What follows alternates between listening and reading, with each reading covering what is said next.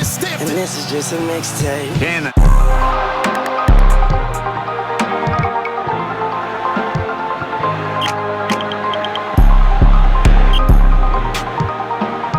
What you listening to, son? I don't think you like it. Why not? I like this new generation of music.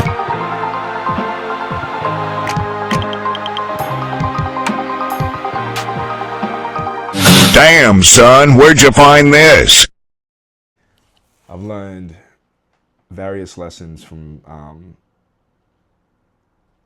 my illustrious coaching career. Hasn't been long, but I've been so privileged. I've been so appreciative and humbled, and so much gratitude that God has given me the experiences and the opportunities to meet so many different men and women. That has really shaped my coaching journey and the trajectory that I envision to go. And one of the biggest lessons that I've had to date so far is when me and my best friend, we were coaching and at the YMCA, and we had gone undefeated, or maybe had one or two games that was super competitive, but we were just kind of looking to challenge the group of kids that we were entrusted to mentor and coach over. It was getting to an age to where the kids could not play at the YMCA anymore because they were going to age out, and the next level for them was to play for their respective middle school. Some of them are going into high school, some of them are going to like Premier League, Classic, Academy style teams.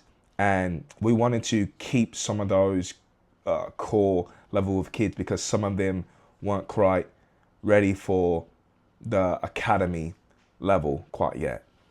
So my best friend Leticia, she founded about this league called the Myckx'n League. It's an indoor futsal league, and it's amazing. It's got people from Mexico, Central America, South America, and if you know anything about Mexican, Central and South America, the way they play football down there, it's a whole different game. The passion, the love, the technique, the fundamentals, the pride that they take into how they coach and how the culture is fragmented around football is on another level.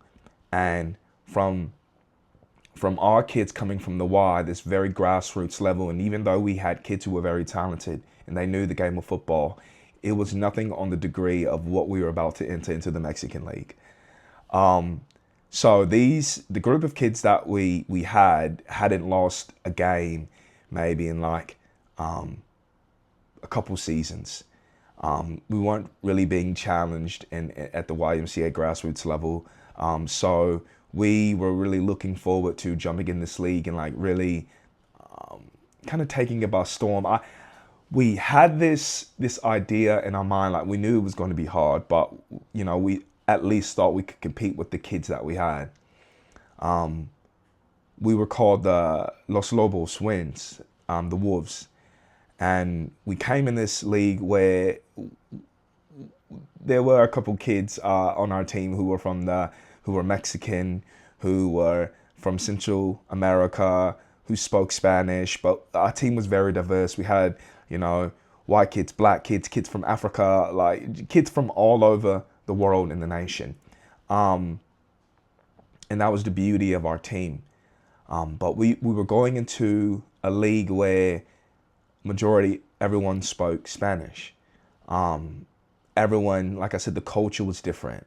The aggressiveness, the passion that they had about it was just on a whole nother level. And so we get in this league and we are getting gobblesmacked. I mean, cue that sound effect, fa! Like we were getting pulverized week after week. And I kid you not, I feel like for a whole year straight, we were losing games. And it wasn't 10-0, 20-0, 15-0. It was like 30-0. Like we were getting embarrassing. It was on a whole nother level.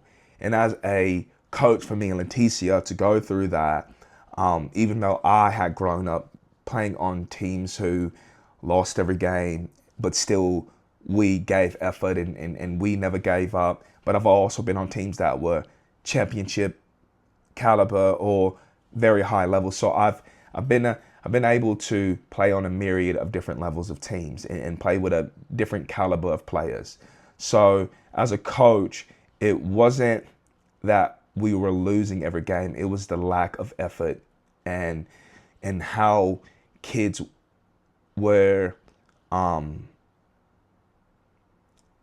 allowing those losses to signify their self-worth. And it would do me head in. At night, I'd stay up to like 2 or 3 in the morning, working, plus coaching, just trying to figure out different systems, trying to break the code, trying to figure out some type of secret in order to like take our kids to the next level in futsal. I saw the desperation on their faces. I saw the embarrassment on their faces to walk in there week in and week out and not get a goal. Certain of the teams where were laughing at us, certain of the teams where, were asking us, the coach was like, Myckx, ¿quieres parar? And I would always say, no, siga adelante, meaning like, keep going. I don't care what the score is, like, keep going. And I always kept that same energy because I understood some of where the parents were coming from, because we had a lot of kids to leave that team. Me and Leticia weren't afraid because, first of all, it was our team that we opened up to for kids to come play. So we weren't worried about kids trying to fire us or their parents being upset because it's like, hey, this is your choice. We're going to have this team or not. But we were going to stick and be consistent to what we were trying to teach. And we held firm to that. And like I said, it was me for a while trying to break the system, trying to find these secret codes in order to like get our team better. Until one training, we were offering free trainings for our kids just to like, we were playing in the futsal league. We weren't winning. So I was like, well, let's just do these free trainings. I was working at a children's home at the time that was allowing me to have an open gym while I was on shift and while I was off shift. And they were allowing me to host trainings in there for free.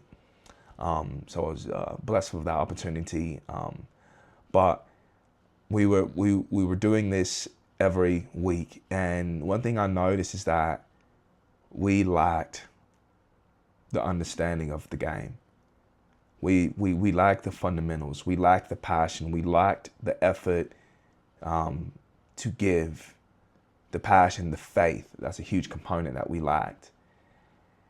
And it took me and Leticia honestly having a heart-to-heart with our teams one day. And this wasn't a team talk. This was like a heartfelt talk for the kids to see like, hey, me and Coach Leticia don't care about the wins and the losses. We care about your effort. It's disrespectful to the game. It's disrespectful to the opponent when you come in and you don't give effort, when you have this lackadaisical, this lackluster performance. So you can't get upset when the other team is laughing and doing all this because it's like you're getting what you deserve.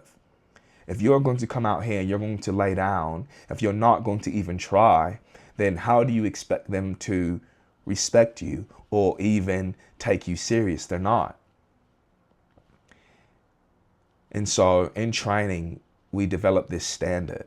We developed this structure that we were going to pour everything that we had in them. We were going to exalt all our time and our effort and our strengths into pouring into these children.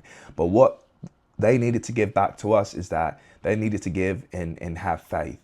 They needed to trust us. They needed to listen and they needed to focus.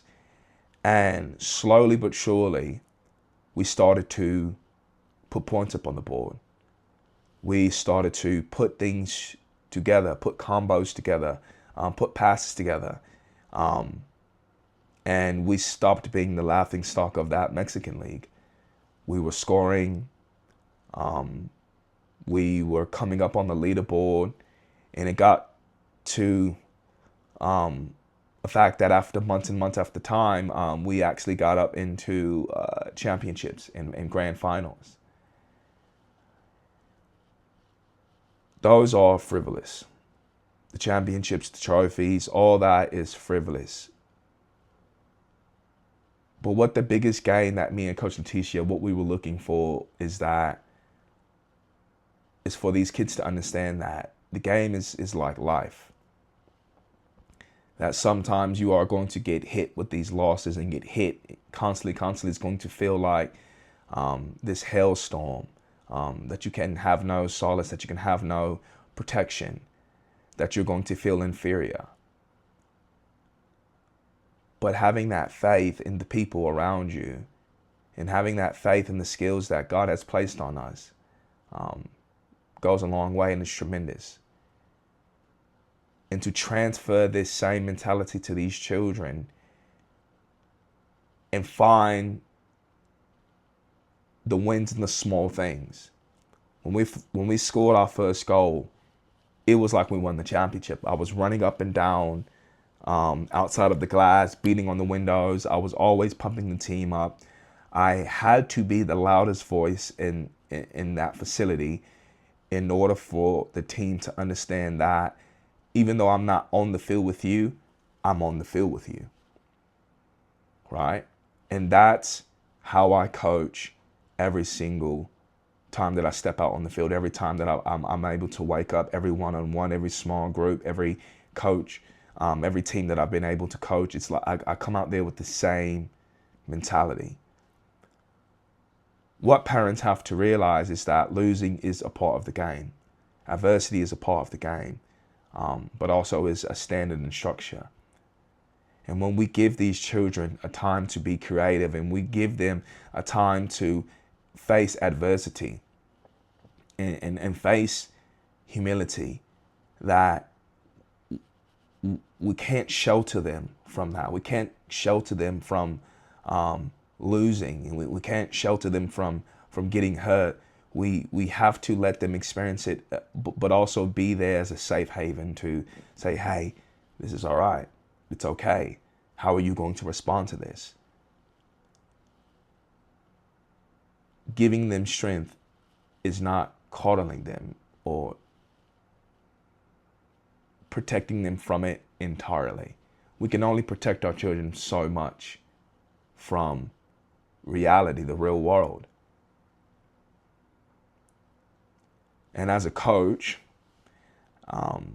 you have to allow children to understand that there's no shortcuts, that it is preparation, it is hard work, that talent is not going to be enough, that they're going to have to pour into this, that they're going to have to sacrifice, that they are going to have to be patient, that they are going to have to not pay attention to what's going on around them, of everyone else's highlight reels or everyone else's accomplishments, that they are to be humble, that they are to show appreciation, that they are to never want to put themselves into someone else's success. You know, that brings jealousy, that brings this hatred. You see, our opponents aren't our enemies. They're simply our opponents. And after the game, we shake hands. That type of culture needs to get back into football. Because what we're experiencing now is the degradation and the breakdown of what sports is, what youth sports is. This disrespect of the refs, the disrespect of the teammates, the disrespect of the parents on the sideline, the arrogance, the cockiness. We forget who we're playing for. And that's something that when I got into ministry, that it had to come back to Christ. It had to come back to Jesus. That anywhere I go, any academy that I'm working for, that if winning at all costs was going to be the end all be all, then I was not going to compromise who I was or what I stand for, no matter how much they're paying me, no matter how much gear. And hey, I love gear. I love gear. I am t-shirt connoisseur. I love the shorts, the joggers, the jumpers. I love all those things, but I don't love them more than Jesus Christ. I don't love them more than the children that are entrusted to me to get the life lessons out of the game. Working in the body and understanding the different functions of the body. Understanding how to serve the person next to you. Understanding that it is class when you do something for someone who cannot do anything in return for you. These are the type of lessons that we are starting to get away from in football. And we need to bring ourselves back to that if we're going to make world-class players. We're conflating what world-class means with the skill. It's when the lights are off, when the cameras are off, who is this player at the end of the day? What integrity do they have? What class? What's their faith? What's their beliefs? What's their morals? What's their principles? Because football ends, and that's me biggest and always the emphasis for me. Like, what is your intention? At the end of the day, for the parents, also, what is your intention? Are you going to allow for your child, your son or your daughter to learn the lessons that comes with this game, or you just want them to get the trophies, be in first place, be on this team, be on that team, or you just want to keep lily padding them to what's perceived as the best?